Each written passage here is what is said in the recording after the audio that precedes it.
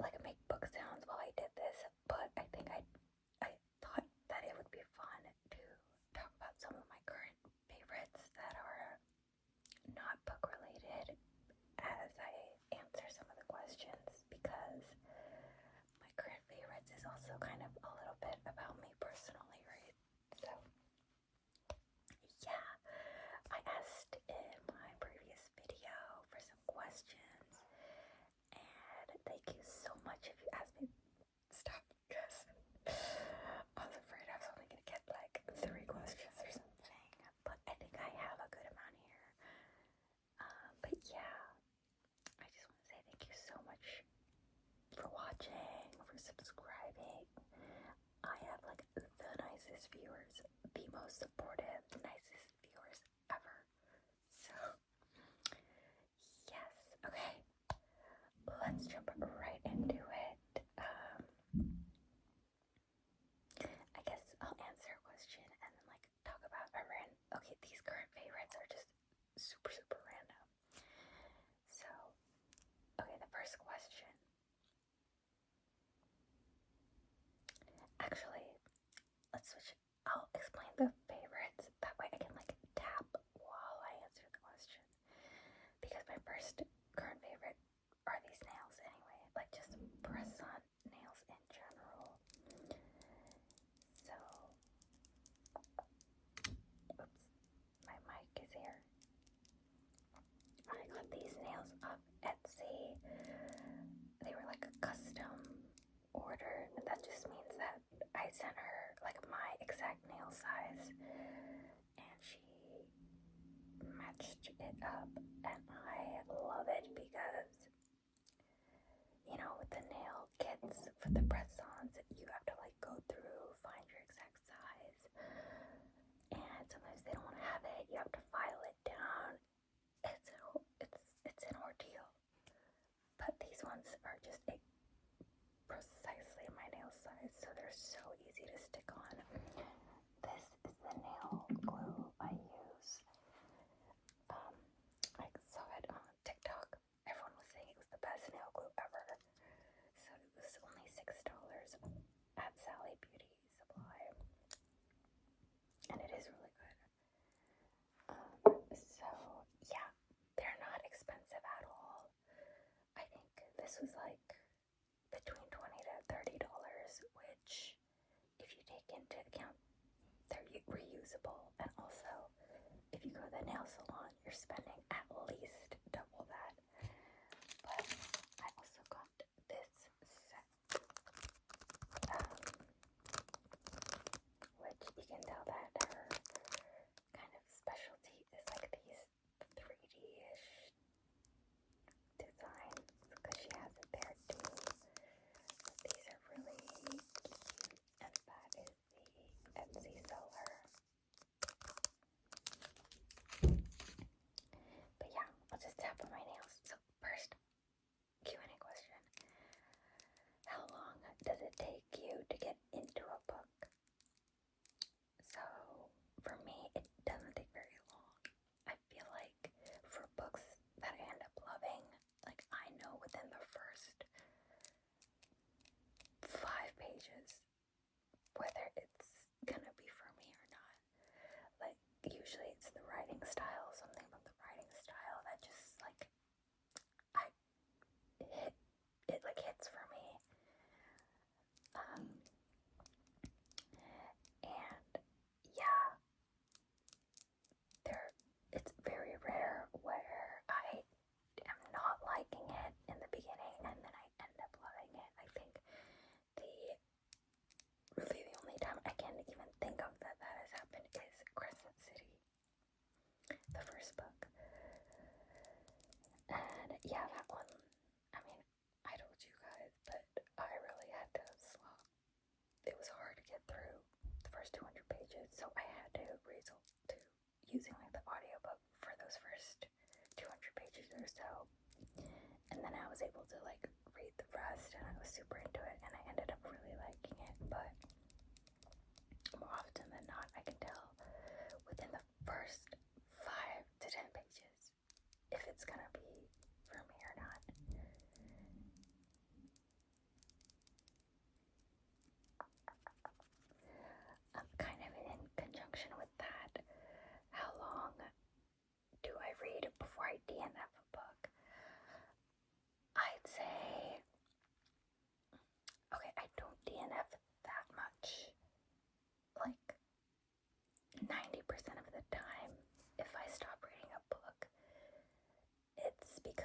just not for me now. Like, I thought it was what I wanted to read then, but it ended up not really, like, being something I wanted to read in that moment, so I'll put it down. Like, I'll set it aside for another time, like, in the future. But I'm not, like, permanently DNFing it. But, I feel like that didn't really answer the question. Probably, I'll read, like, 25% of the way through, maybe. And then there are rare occasions where I read a couple pages. So in the same way where how it takes me a couple pages to know if I'm gonna like a book, in the same way, if I truly am DNFing something, I can usually tell within the first couple pages as well. So to give you examples, Kitchen Confidential by Anthony Bourdain. Like, I have so many friends that love that book, and just in general, that book is very beloved, but I had to DNF that. Like, I think I was 20 pages in. I just didn't like, I like Anthony Bourdain, and it was making me not like him. Within the first 20 pages, he had compared oysters to, like, a woman's private area, like, 3 times. He kept using, I'm so sorry, hopefully there's no, like, super young watchers, but he kept using the word pussy. It just turned me off. I was like, can you please stop saying that? But yeah, I couldn't vibe with it. And then another book that I DNF'd about, like, 30 pages in was No One Is Talking About This by Patricia Lockwood. I had no idea what was going on, and sometimes that happens in a book, right? Like, you're kind of confused, and you're meant to be confused, but you want to keep reading to find out. With this book, I didn't want to keep reading. I didn't even care, and people were saying the second half of the book was better. I was just unwilling to get to the second half. It wasn't for me.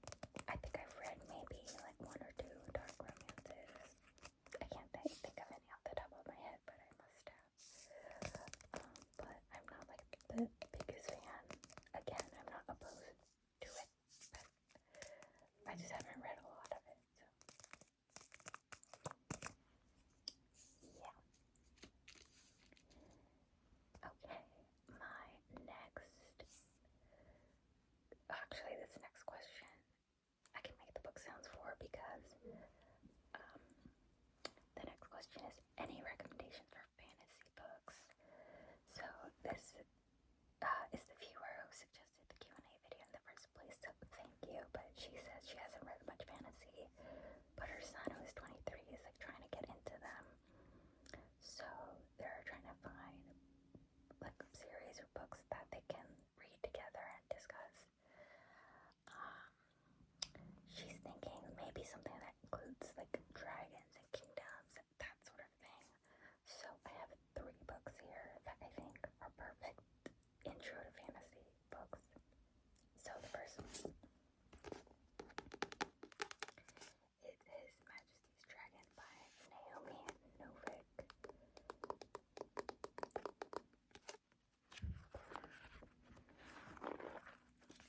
So this one is an 8-book series, 8 or 9, I can't remember.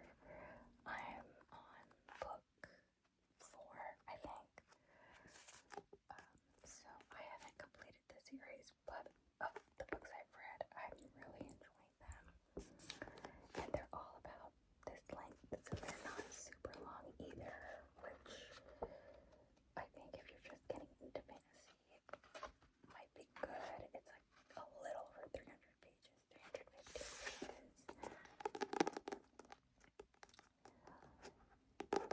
I think that your son might like this because it's kind of like an alternate military history, but with dragons in the mix. It's about like okay, so the only thing that maybe can make it a little slightly boring for some people if you don't like historical is, yeah, it takes place like back in, what's the time? I don't know the history, but whenever Napoleon was around, because it's about like the war between the British Army and Napoleon's forces.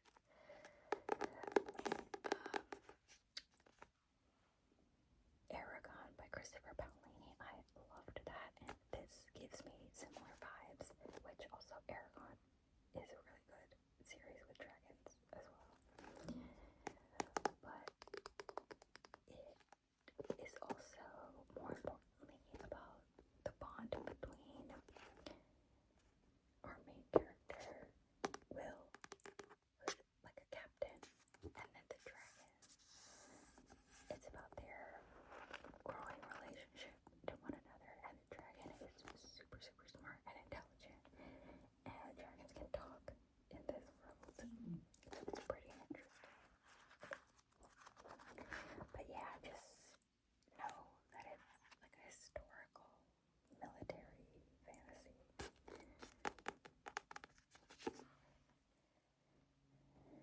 Okay, my next suggestion is going to be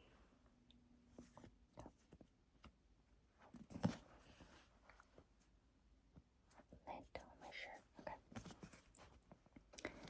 This is a chunker, but that's because it's volume 1. It has 2 books in one. So, I mean, you can stop at the first book.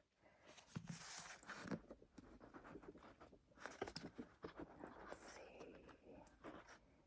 It's like about halfway.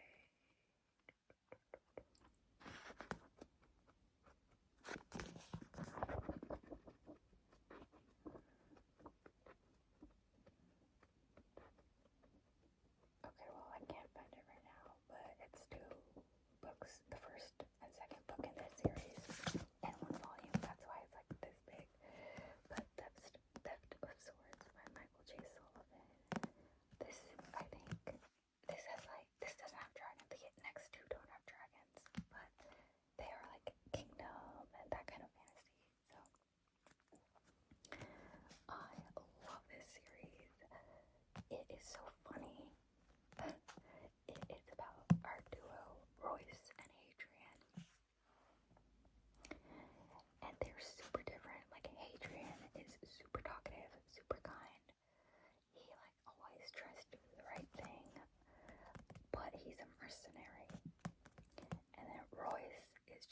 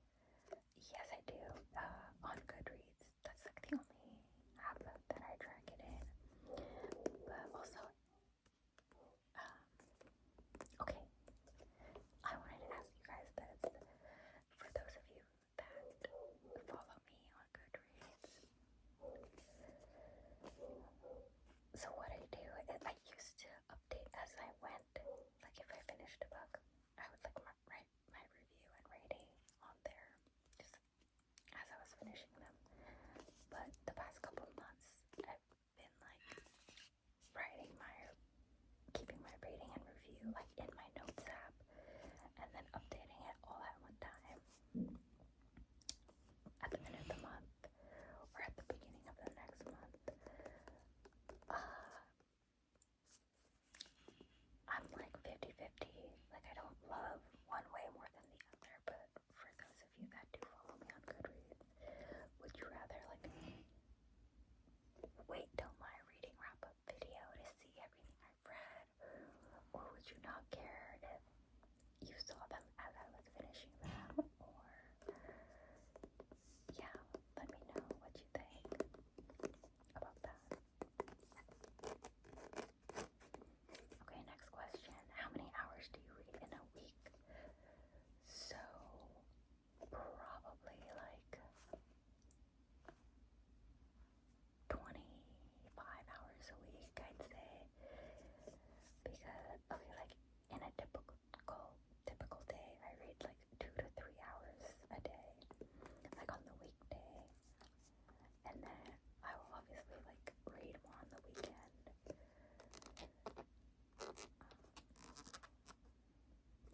So yeah, probably 20 to 25 hours a week. I have a couple questions like in conjunction. Oh, actually, the next question is like in conjunction with that, but do you read every day? I do read every day. Yeah, I guess that was a quick question. I do read every day.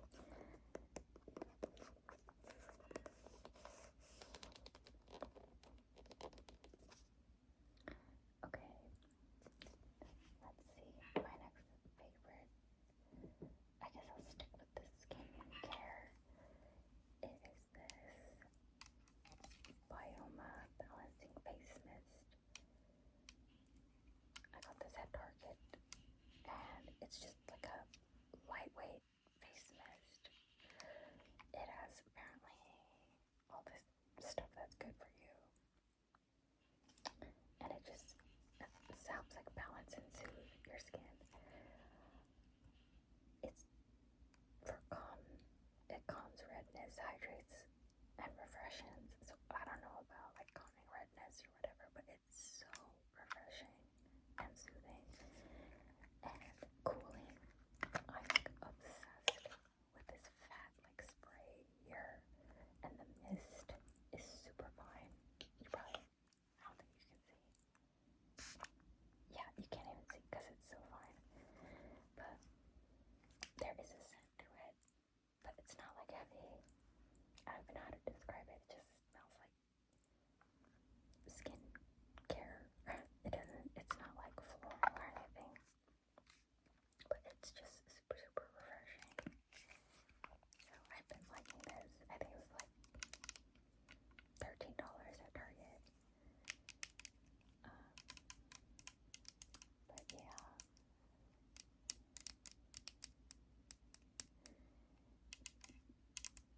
Hold on one second, guys. Okay, sorry for the cut, guys. Someone rang my doorbell. It was just Amazon.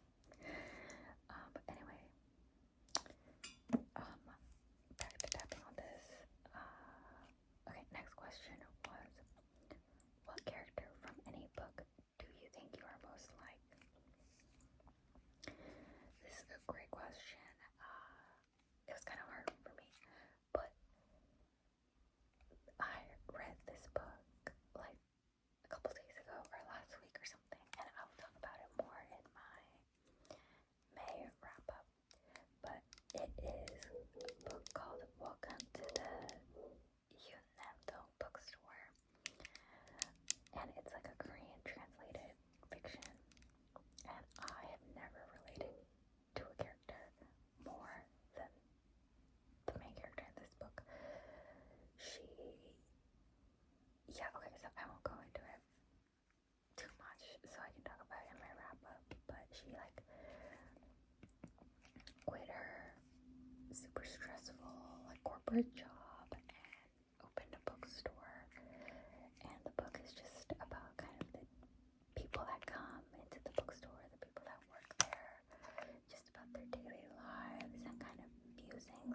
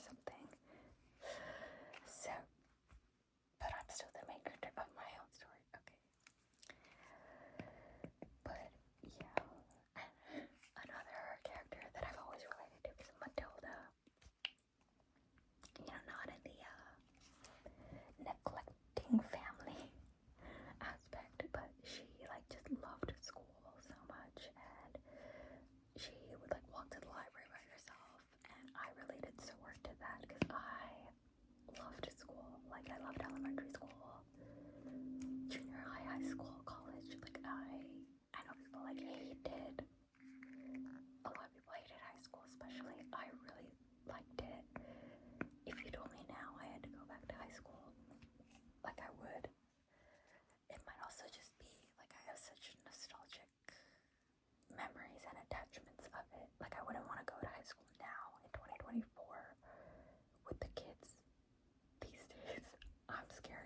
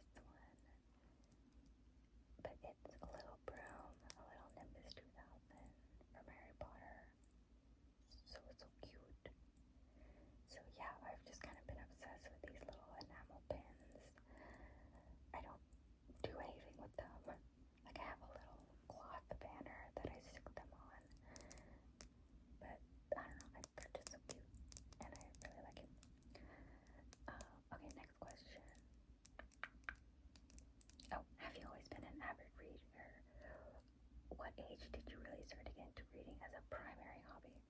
So,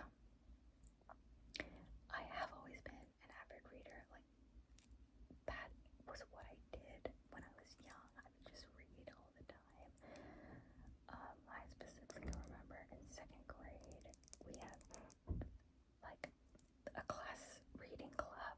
It was the whole class, but we were assigned Ramona Quimby, Age 8 by Beverly Cleary.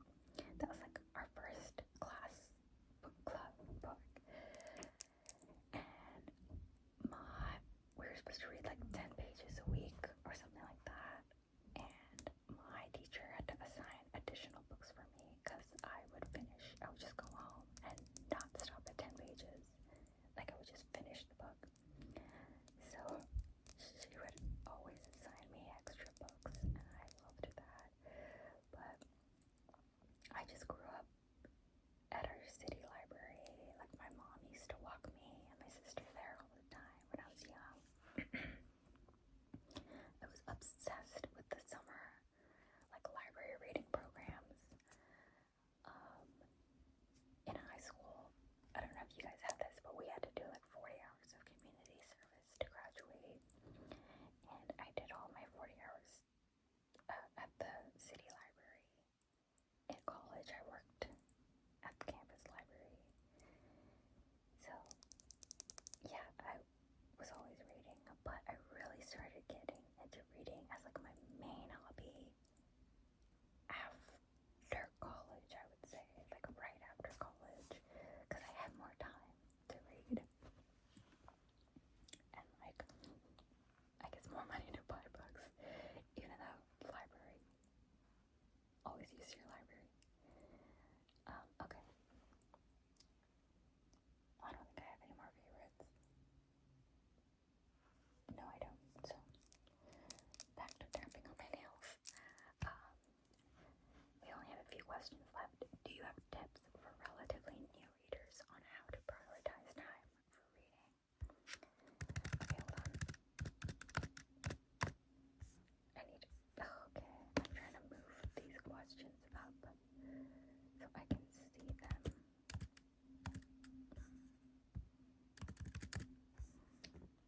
Because I have my phone propped on my laptop, and the phone is blocking the rest of the questions. Okay.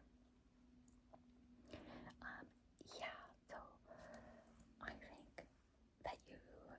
think my main tip is don't force it. Like, if you don't feel like reading, don't read. Like, I don't make myself read. Like, if I'd rather watch TV or scroll on TikTok, like, I do that and I don't feel bad about it. But if you have like the desire to read, but you don't know how to fit it in, I think the best things you can do is like read in little snatches. Like, don't try to read for an hour straight.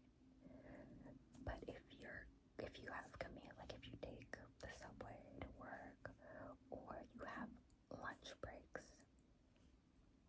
read like in those little snatches of time a little bit before you go to bed. Like, my favorite time to read is during my lunch at work, and in the mornings when I'll leave my house, I'll like drive to work, I'll stop by and I'll get like an iced coffee, but I'm still early, and then I'll park at work, and I have like 20 to 25 minutes before I have to go inside, and that's like such a good time to read. Like, I'll read there while I sip my coffee. Like, it's nice.